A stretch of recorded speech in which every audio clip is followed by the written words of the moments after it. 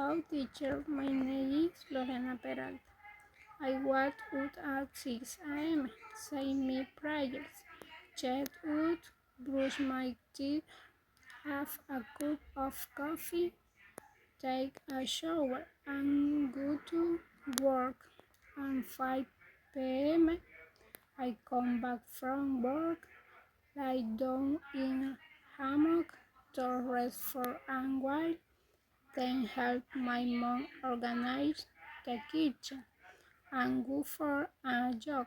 When in get back, I rest, take a shower, review my university activity, and don't like cooking or watching TV. And I use check my social media until 10 p.m.